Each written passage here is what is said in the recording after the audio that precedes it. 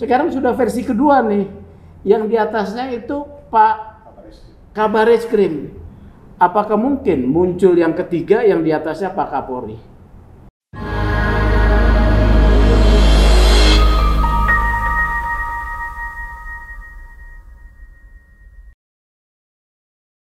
Baik, kita ingin mendengarkan paparan Amal karena ini kasus yang sangat menarik untuk belakangan ini. Saya ingin memulai dari Bang Sugeng.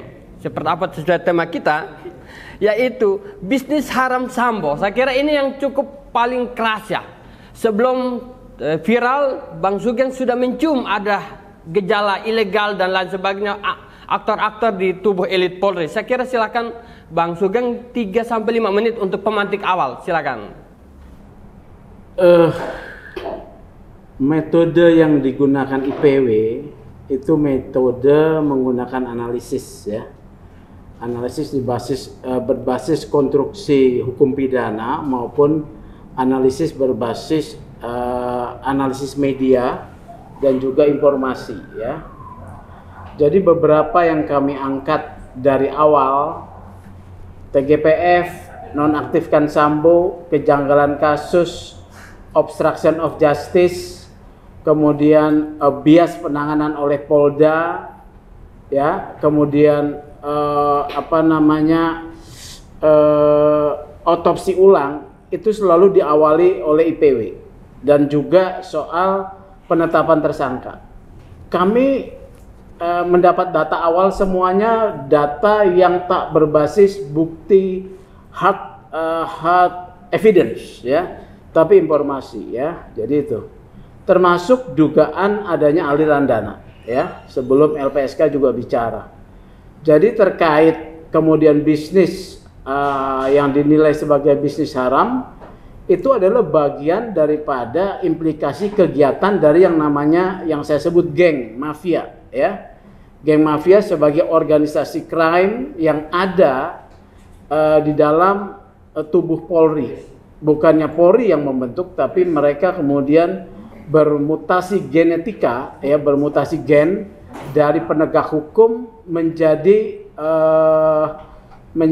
parasit yang berkembang sebagai organisasi crime. Ya, saya menyebut salah satu kegiatannya adalah waktu itu perlindungan terhadap bisnis judi online ya, dan yang kedua narkoba. Nah ini yang belum dugaan itu narkoba ya. Nah terkait dengan judi online, ketika saya lansir ya, ketika kami lansir, yang terjadi adalah kemudian operasi penggerebekan judi online ya. Kemudian setelah itu Satgasus dibubarkan. Itu sebelum Satgasus dibubarkan sudah ada penggerebekan prakondisi ya. Kemudian Satgasus dibubarkan, kemudian penggerebekan makin keras gitu. Kemudian ada perintah Kapolri ditindaklanjuti oleh Kabareskrim, perintah kepada seluruh Polda untuk memberantas. Artinya apa? IPW memang memicu informasi itu kemudian bergulir. Sekarang muncul skema ya, skema yang sudah saya katakan itu saya menduga kuat dari internal Polri ya. Skema tersebut adalah skema biasa yang dibuat oleh Polri untuk paparan, kemudian kontennya memuat wujud daripada ekspresi dari kewenangan yang digunakan dan juga akses atas peralatan yang digunakan, yaitu dia bisa mengungkap tokoh-tokoh bandar ya, tempatnya, nomornya, segala macam. Nah sekarang pertanyaan kita, data itu valid atau tidak ya? Tentu kita tidak bisa bicara valid atau tidak, tetapi dalam mekanisme pengungkapan satu kasus ada satu namanya prakondisi ya. Selalu ada dilempar prakondisi, seperti IPW melempar isu perlindungan judi online sebagai prakondisi, kemudian jadi nyata. Ini juga prakondisi. Jadi menjadi tugas dari penegak hukum untuk membuka. Tetapi kita jangan terjebak nih ya dengan permainan sedang sikut-sikutan internal. kita tidak boleh terjebak kemudian mendiskreditkan orang-orang yang tersebut namanya di sana. Karena sekarang muncul versi kedua, ya. Muncul versi kedua, yang versi pertama itu pada puncaknya adalah FS dan di bawahnya ada beberapa jenderal polisi yang menduduki jabatan kepala Kapolda. Sekarang sudah versi kedua nih, yang di atasnya itu Pak Kabareskrim. Apakah mungkin muncul yang ketiga yang di atasnya Pak Kapolri? Jadi jangan tersesatkan oleh informasi yang beredar. Oleh karena itu IPW mendesak Polri memeriksa ini, ya, mendesak Polri. Itu adalah cara yang paling beradab, ya. Cara yang sesuai dengan hukum, cara yang berdasar untuk memeriksa kebenaran dari informasi yang beredar. Mbak Intelkam saya rasa sudah bekerja, sudah kemudian mendapat informasi, diperiksa. Tetapi bukan hanya diperiksa diam-diam, harus kemudian dipublikasikan, ya. Karena kediaman selama ini itu yang mengakibatkan menguatnya penyalahgunaan kewenangan. Itu dulu dari saya, ya. Baik, terima kasih. Lanjut Pak Sugeng, kalaupun misalnya bentuk tim khusus Pak Sugeng, apa yang membedakan tim khusus sebelum yang dibentuk dengan nanti sebagai usulan sehingga punya kekuatan lebih misalnya? Isu utamanya kan ketidakpercayaan publik pada polisi, ya. Isu utamanya, ya. Iya. Jadi mengelola isu utama ketidakpercayaan publik pada polisi itu harus dijawab oleh polisi sendiri. Nah, respon polisi menjawab itu kemarin dicoba dilakukan dengan cara paparan tentang hasil polling oleh Kompas, ya. Pada saat terjadi peristiwa pembunuhan tersebut, sampai sebelumnya terungkap kasus, kepercayaan publik pada polisi 28%. Ketika ditetapkan tersangka langsung naik 73%. Jadi terlihat bahwa masyarakat itu sangat rasional, ya. Rasional memberikan respon atas kinerja polisi. Ini harus diingat nih. Rasionalitas masyarakat itu tidak boleh diabaikan. Kalau polisi bekerja benar, ya, dan tindakannya itu memenuhi rasa keadilan masyarakat, responnya positif. Oleh karena ini bisa menjadi panduan buat polisi bersikap. Jadikan ukuran pemenuhan rasa keadilan masyarakat sebagai alat ukur atau parameter, ya. Mudah parameternya. Ternyata kalau untuk memenuhi rasa keadilan masyarakat itu penuhi prosedur hukum dengan benar dan tepat, ya. Tidak boleh ada penyimpangan. Pengungkapan kasus ini kan begitu, dengan tepat, tidak ada penyimpangan, akuntabel, profesional, terbuka. Nah, ini sudah ada parameternya, dicontoh nih. Kalau kemudian terkait ini juga bisa diterapkan, ya. Kalau tadi Bu Yenti kan mempersoalkan pembentukan tim-timnya itu, ya. Kalau di Polri memang ada tim Satgas, ada yang sebetulnya bisa. Tim Satgas misalnya Satgas Pangan. Satgas Pangan ini respon dibentuk untuk mengatasi waktu itu krisis minyak goreng, kemudian kelangkaan pangan, ya. Beras. Jadi dia kelangkaan beras, ya, penimbunan barang-barang bernilai ekonomis itu dibentuk dan sifatnya temporer, ya, nggak boleh menetap. Kalau Satgasus ini sudah penyimpangan memang. Nah, terkait dengan ini juga Polri harus belajar dari tadi kasus tadi, pemenuhan rasa kepercayaan publik, akuntabel, transparan, dan terbuka. Jadi kalau dibentuk tim tidak ada masalah, ya. Respon Polri harus memenuhi rasa ketidakpercayaan publik. Karena apa? Data yang disebut, ya, data yang disebut ini polisi semua nih. Data yang disebut ini polisi semua bintang 2, ya. Ada lagi data kedua bintang 3, ya. Jadi ini dibentuk dengan model yang sama, tim sus, ya.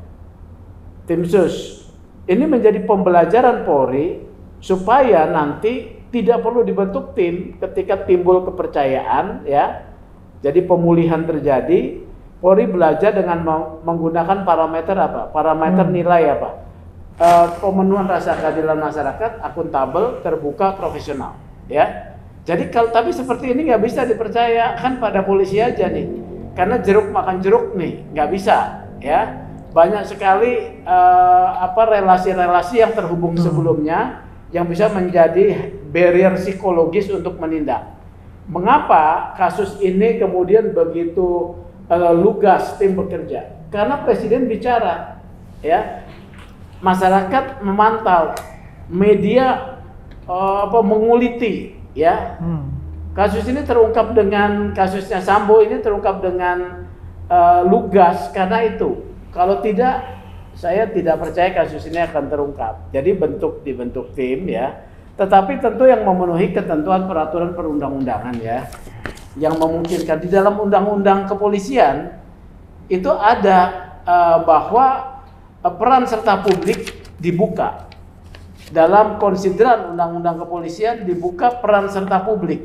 Kita harus perhatikan di konsideran. Nah, itu bisa menjadi cantolan, ya, untuk kerja. Saya kan sudah mengusulkan juga tuh, ya, kemarin. Tapi kalau sekarang ini tim pemeriksa ini terkait ini memang tetap di bawah tupoksi penyelidikan dan penyidikan Polri, ya.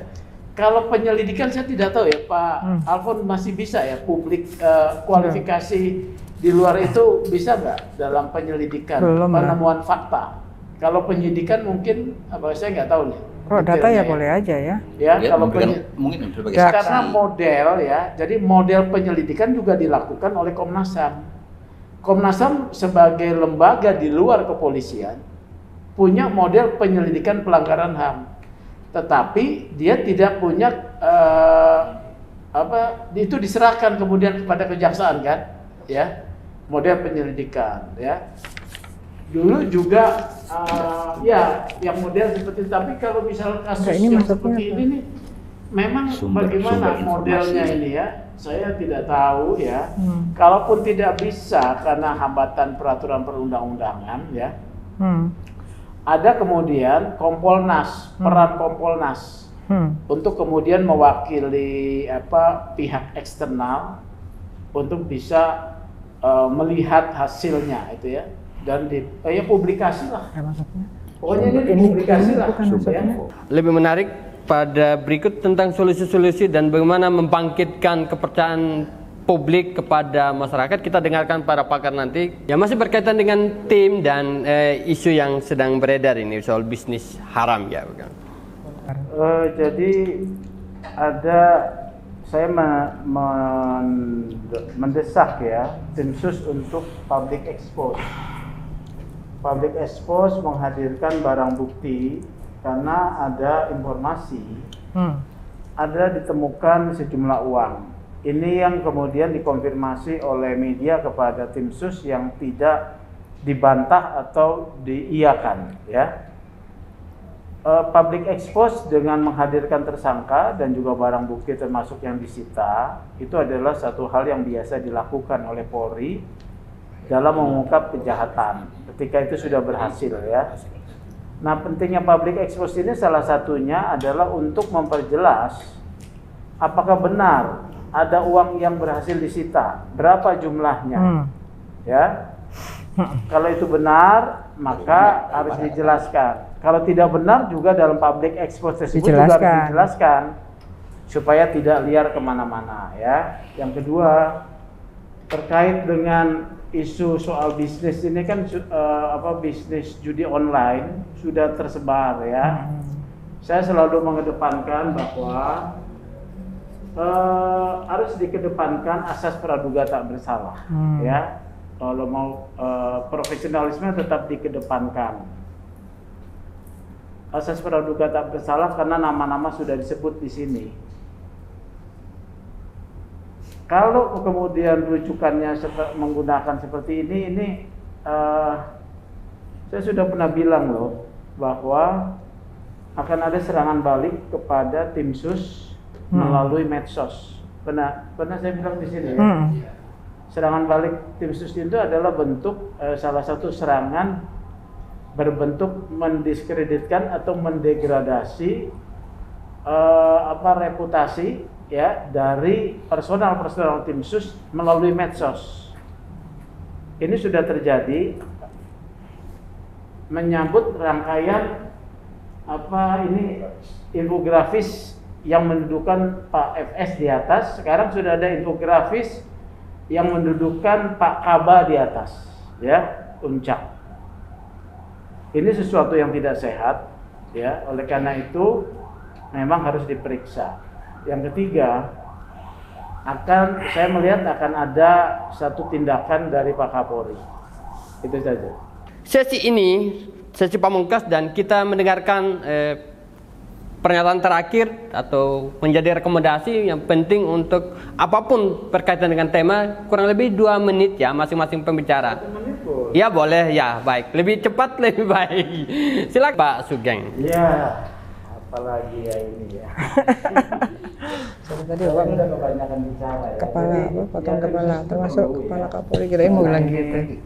Akan membentuk tim sus nih, ada Ibu Yenti nih, ada Ibu Yenti ahli TPPU sama Pak Petrus yang galak ya. Kalau memang mau dibentuk, saya usulkan. Kalau saya nggak mau masuk di dalam ya, karena saya harus menggonggong terus dari luar. Ya itu sudah tugas saya lah ya. Itu yang pertama. Tapi hati-hati loh. Kalau kita kemudian cerita uang yang dari Pak dugaan aliran dana dari bisnis 303. Saya punya data itu air mengalir sampai jauh, ya. Bengawan Solo. Ya, itu bisa berpotensi menimbulkan gempa bumi di Trunojoyo. Terima kasih.